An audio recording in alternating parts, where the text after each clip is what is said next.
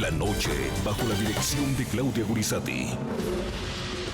Gobierno colombiano pide a alcaldes y gobernadores que apoyen las denominadas zonas de concentración para la organización terrorista de las FARC. Son zonas de carácter transitorio, no son zonas para negociar absolutamente nada, como ha ocurrido en el pasado. Pero para que todo este proceso se surta de la mejor manera, pues tendremos que también contar con el liderazgo de ustedes, de los gobernadores y de los alcaldes. La petición hecha desde La Habana coincide con el anuncio del presidente Juan Manuel Santos de una nueva estrategia para asignar recursos a las regiones. Entonces vamos a hacer, en lugar de contratos plan, los vamos a llamar contratos paz, que son los contratos que vamos a negociar, a elaborar, a estructurar para todo lo que tiene que ver con el posconflicto. Al mismo tiempo, el mandatario insta a los gobernadores a respaldar el plebiscito con el que sería refrendado un eventual acuerdo de paz con las FARC. Todos unidos vamos a poder sacar adelante esta paz, hacer del plebiscito no simplemente un sí a la paz, hacer del plebiscito un propósito nacional. ¿Nuevas inversiones en las regiones dependerán del apoyo al modelo de paz que se negocia en Cuba? ¿Qué impacto tendrán las peticiones y anuncios del gobierno colombiano en la ubicación de la zona de concentración para las FARC? Hoy, en el programa La Noche de NTN 24, el canal de las Américas, el análisis y el debate desde orillas políticas opuestas con los senadores Paloma Valencia del Partido Centro Democrático y Antonio Navarro de Alianza Verde. Simón Gaviria, director del Departamento de Planeación Nacional, explica cómo funcionará Contratos Paz, la nueva estrategia del gobierno colombiano hacia un posconflicto. Comienza La Noche, bajo la dirección de Claudia Gurizati. Buenas noches. La noche bajo la dirección de Claudia Gurizati enciende las luces para que usted vea el punto clave de la noticia. Soy Jefferson Beltrán. Bienvenidos. La noticia: los contratos paz que anunció el presidente de Colombia, Juan Manuel Santos. La polémica estrategia para la entrega de recursos a las regiones permitirá, según el gobierno, darle sostenibilidad a proyectos de inversión ante un eventual posconflicto.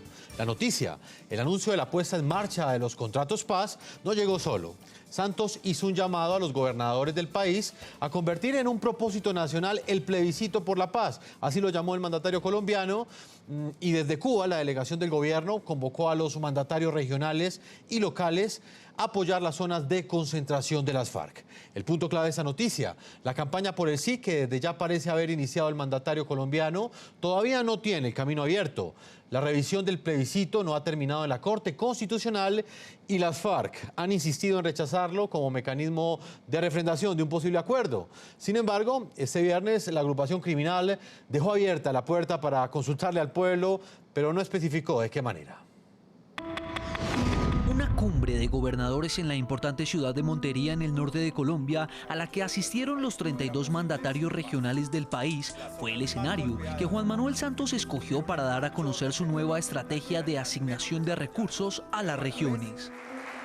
La bautizó como Contratos Paz, una serie de convenios del gobierno nacional con los departamentos con los que, según el jefe de Estado, se busca que las obras que se inicien se terminen, incluso después de que él haya finalizado su periodo presidencial. Como a mí me quedan 2 años largos y a los gobernadores le quedan casi 4 años, 3 años y medio, entonces vamos a hacer, en lugar de contratos plan, los vamos a llamar contratos paz, que son los contratos que vamos a negociar, a elaborar, a estructurar para todo lo que tiene que ver con el posconflicto, todo ese desarrollo que la paz nos va a traer.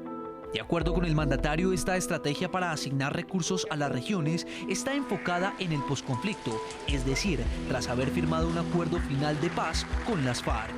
Todo esto lo hacemos para que podamos aprovechar esa gran oportunidad que se nos presenta si logramos terminar el conflicto armado.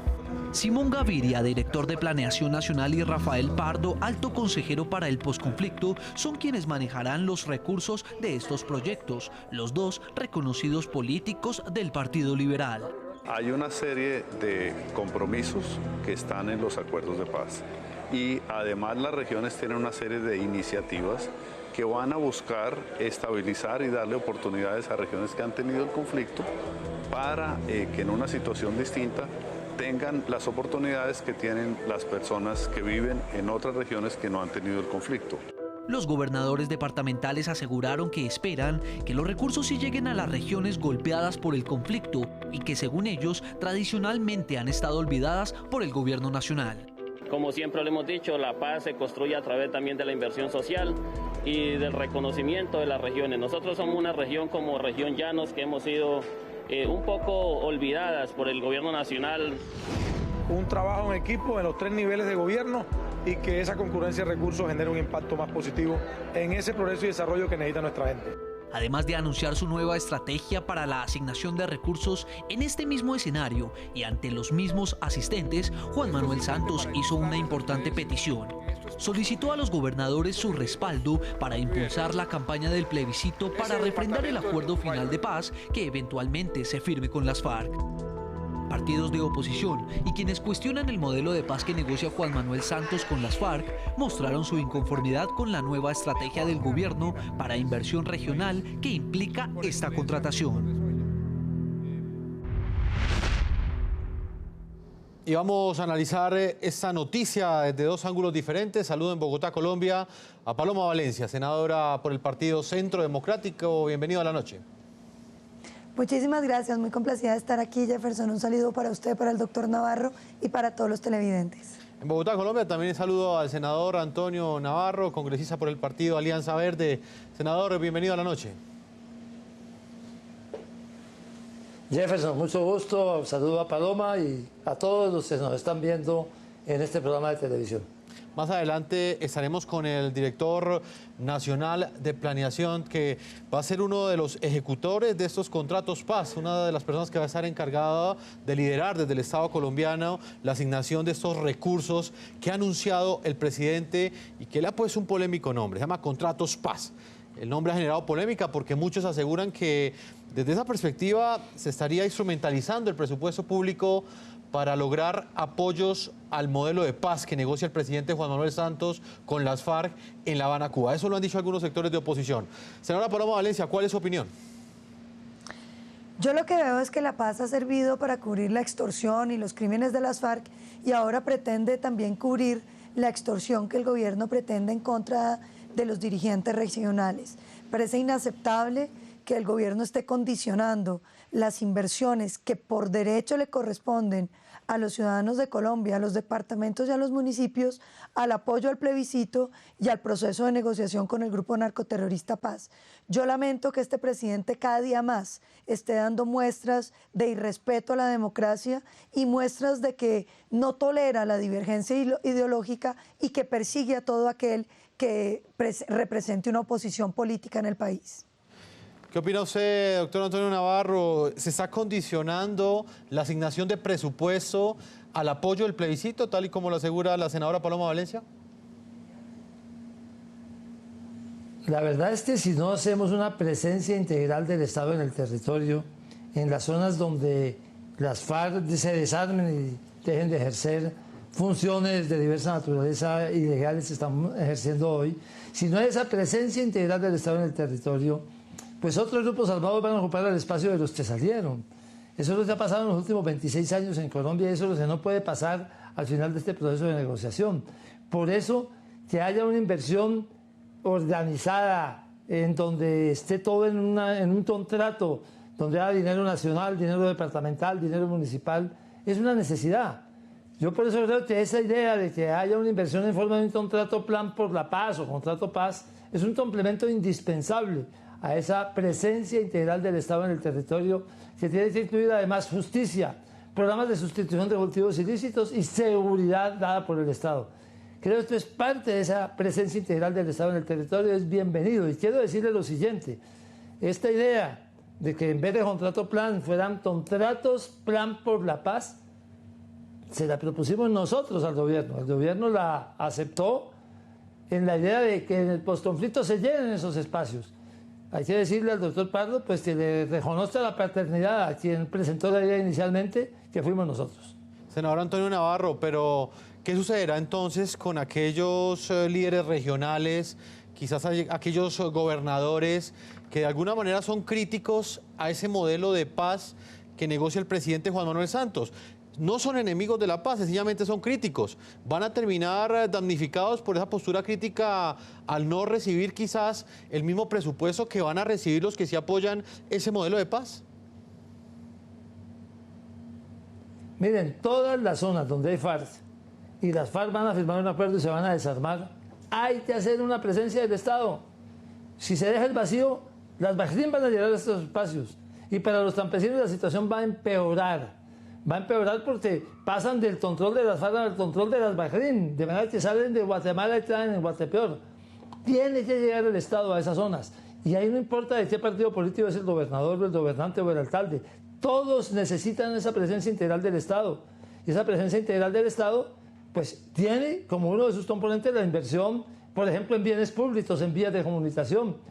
Necesita darle prioridad a la sustitución de cultivos. Estamos llenos de hoja, creciendo la hoja por todas partes. Tenemos que hacer un programa de sustitución de cultivos y eso no tiene color político, eso es para los políticos de todas las tendencias. Hay que resolver el problema de los cultivos. Si sigue habiendo cultivos ilícitos, sigue habiendo el estímulo para que un grupo ilegal llegue a esas zonas, de manera que el tema de sustitución se vuelve estratégico y eso requiere la presencia integral del Estado en el territorio. Senadora Paloma Valencia, ¿usted qué opina? ¿Cree usted que el gobierno nacional va a asignar ese presupuesto, estos recursos de manera objetiva o si se van a inclinar hacia esos gobernadores que sí apoyan ese modelo de negociación y van a terminar damnificados quizás aquellos gobernantes y de ahí para abajo los habitantes de ese departamento que sean críticos a ese modelo de negociación que se lleva a cabo en La Habana, Cuba?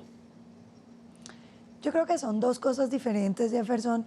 Decir que el gobierno tiene que hacer presencia en todo el territorio nacional, frente a lo cual no había que firmar con las FARC para tomar esa decisión. Este gobierno lleva en el poder 6 años. Hubiera sido bueno que tomara esa decisión desde antes y no simplemente suspender todas las actividades del Estado, incluyendo el combate al narcotráfico que ha permitido que hoy Colombia tenga 159.000 hectáreas de coca y que tenga casi 200.000 en total de cultivos ilícitos.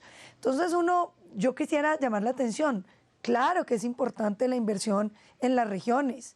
Qué bueno que el gobierno quiera hacer un acto de contrición y no seguir dilapidando los recursos en burocracia, en altos consejeros, en crecimiento de sus burocracias, creando nuevos ministerios como el Ministerio del Posconflicto y así sucesivamente. Qué bueno que decidan recortar el gasto burocrático para mantener alineados los poderes políticos que los acompañen y buscaran más bien la inversión en las regiones. Pero creo que el debate aquí es uno completamente distinto y es cuáles son las condiciones para que los gobernantes locales, alcaldes y gobernadores puedan recibir esos recursos, porque de la presentación que hace el presidente, de los discursos que han tenido los miembros de la Unidad Nacional durante las campañas, de las actitudes que ha mostrado el presidente, lo que se infiere, lo que se evidencia, es que aquí va a haber un proceso de extorsión sobre los dirigentes locales, a los cuales les piden apoyar las zonas de concentración de las FARC en sus municipios,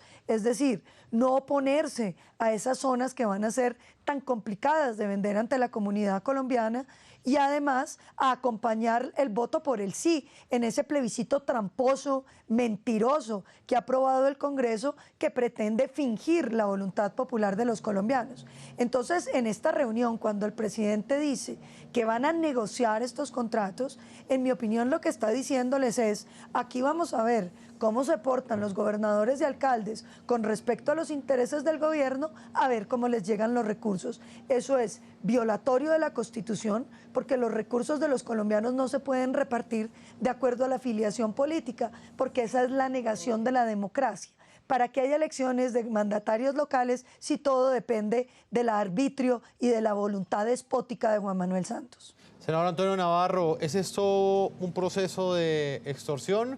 ¿De alguna forma se está convirtiendo en chantaje lo que terminaría siendo obligatorio o lo que hasta ahora ha sido obligatorio para el Estado central entregar presupuesto a los departamentos y a los entes territoriales sin ningún tipo de diferenciación política?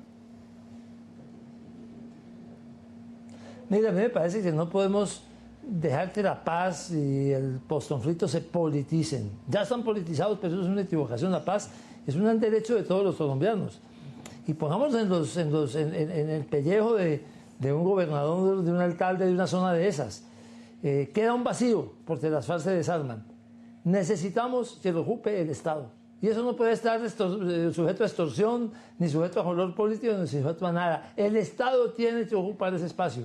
Lo tiene que ocupar la inversión pública, lo tiene que ocupar la justicia, lo tiene que ocupar la fuerza pública para darle garantías a los ciudadanos de que ahí pasó algo y que cambió la situación de abandono de muchas de estas regiones que hemos vivido durante tantos años.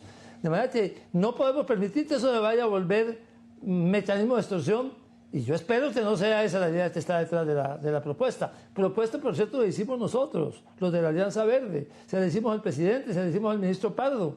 Y ahora, pues qué bueno que la hayan acogido para aplicarla donde sea necesario, sin ningún tipo de sesgo político y mucho menos sin dársela a los amigos y no dársela a los que no son sus amigos políticos.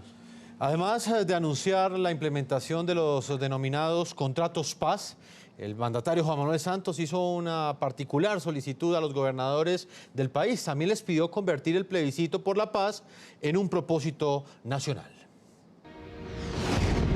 Todos unidos vamos a poder sacar adelante esta paz, hacer del plebiscito no simplemente un sí a la paz, hacer del plebiscito un propósito nacional.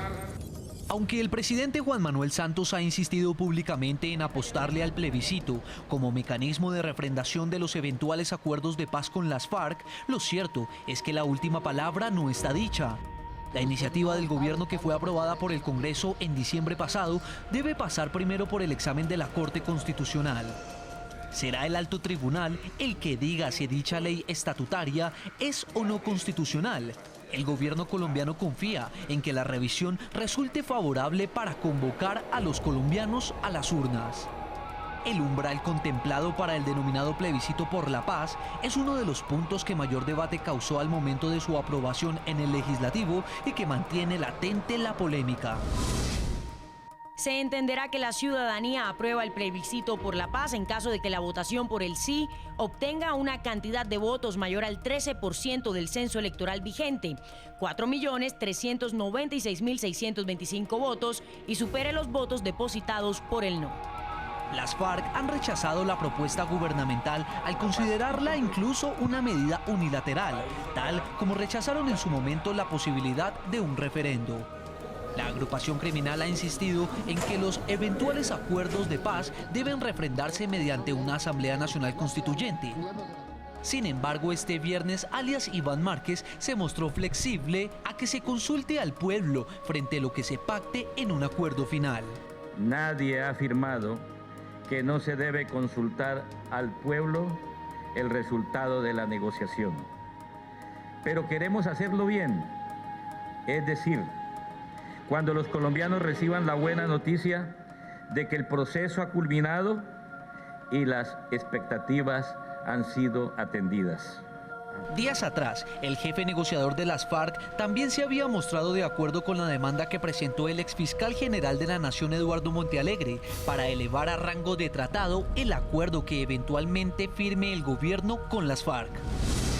Elevar al rango de acuerdos especiales los acuerdos de La Habana constituye la vía más expedita para garantizar su seguridad jurídica.